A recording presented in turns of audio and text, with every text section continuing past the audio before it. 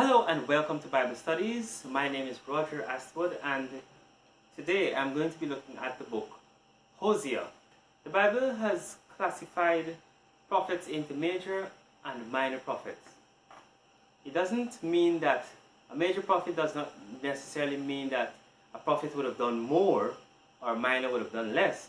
It just means that the length of their writings were just not as the others. For instance, the major prophets wrote more. If you check the scrolls on their writings, it was more lengthy. But they were all in good standing with God. Not much was spoken about the upbringing of Hosea, the prophet. All we know that his father's name was Birai. He was a man of God, he was respected, and he basically practiced what he preached. Now, Hosea heard from God, and God told him that he was to go and marry, or rather, he should go and marry a prostitute. Yeah, that's right. A prostitute, or they would have said in the olden days, a harlot. And the question is, why did God ask him to do this? And why did he actually do it? Hosea's lifestyle was geared towards pleasing God. Now there was a motive behind this particular act. Hosea's name means salvation. So from the very get-go, Hosea had a particular purpose. Hosea's lifestyle with the harlot who God told him to marry was basically synonymous of God's relationship with the Israelites.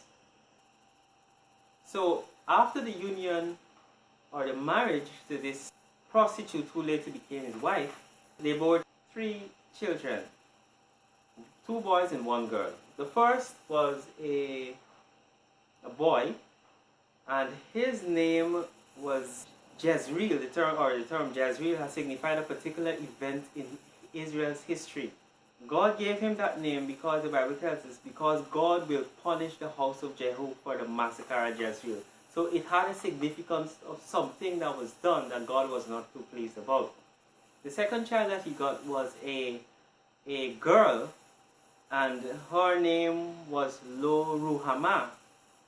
And that's in chapter 1 verse 6, you will see that, which means not loved. And then the third child was Lo Ami in chapter 1 verse 8 to 9, which means not my people. So imagine this, Hosea now living a lifestyle where he's going around the place, where he's calling his children a name, and the people around him, his neighbors, his friends, his family, they all are looking and they're saying, why are you giving these? You think of the weirdest name you can possibly conjure in your mind, and you call someone else that. So he was in a situation whereby he called his children, we could only assume that he called his children a given name, and everybody will, it raised heads and caused everyone to remember that particular event. So his life basically was lived so that the people around can hearken to God, so that they can be sensitized as to these issues that were in the past, to know how God felt about them, as in the case of the second child, not loved.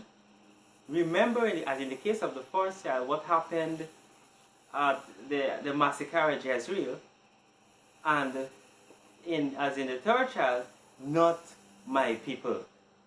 So it was a clear message. So just as how Hosea was in that relationship with that prostitute, the prostitute signifies or represents Israel and their disobedience to God.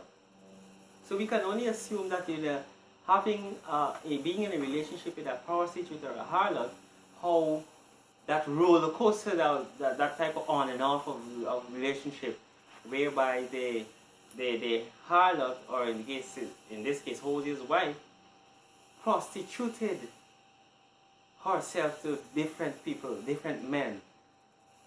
Flip side, where the Israelites now, they had prostituted themselves to different gods as opposed to the one true living God.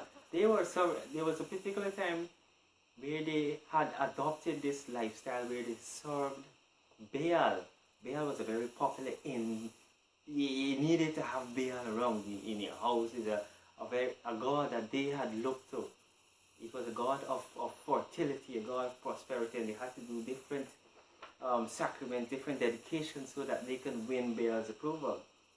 If you look further back in the Bible, before they had entered the land of Canaan, God had instructed them not to subscribe to the things that the people were practicing. But yet we know the story that the Israelites fell prey to it. So this situation is as similar as the situation as Hosea was in, and the situation that God and the Israelites, that type of God had expressed himself in the book of Hosea in chapter 2 verse 7, where it says, she will, as in the case of Israel, she will chase after her lovers but not catch them. Then she will say, I will go back to my husband as at first, for then I was better off than now. So that's a case where Israel is seen as a bride. Israel is seen as a bride in this case. And if you check in verse 8 of chapter 2, it says that she has not acknowledged that I was the one who gave her the grain, the wine, the oil, who lavished on her the silver and gold which they used for Baal. That's the god that they had fantasized and worshipped. In verse 9 of chapter 2 it says, I will take back my wool and linen intended to cover her naked body. That speaks of shame as well. So that's how God felt about the Israelites who prostituted themselves with these strange gods. And then it goes on to say that she burned incense. In verse 13 of chapter 2, she burned incense, she meaning Israel, she burned incense to Baal. She decked herself with rings and jewelry and went after her lovers but she forgot, declares the Lord. So, but the thing about it is this. So we understand it's a roller coaster relationship whereby the female of Israel is going after these persons. But then there's God, even though he's angry, even though he's jealous, he still has that love. He still has that love for the bride. He still has that love for his people. If we check in chapter 3 verse 1, hear what God is saying to Hosea. The Lord said to me, as Hosea is speaking, go show your love to your wife again. Though she is loved by another man and is an adulteress, love her as the Lord loves the Israelites, though they turn to other gods. So you understand what is happening there. So the same thing, the way in which God treats us, that is what he's asking for Hosea to do to this promiscuous woman, to go love her, to find her. And it says, and now Hosea is saying in verse 2 of chapter 3, so I bought her for 15 shekels of silver and about a homer and a lethech of barley. Now, God did pay a price as well when he sent his son Jesus Christ to redeem us.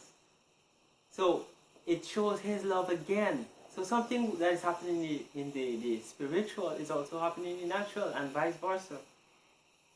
And in verse 3 of chapter 3, Hosea told her, you are to live with me many days. You must not be a prostitute or be intimate with any man, and I will behave the same way towards you. In chapter 2 verse 23, just to conclude, it says, I will show my love to the one I called not my people. I will say to those called not my people, you are my people. And they will say, you are my God. So isn't God good? So we understand that God loves us.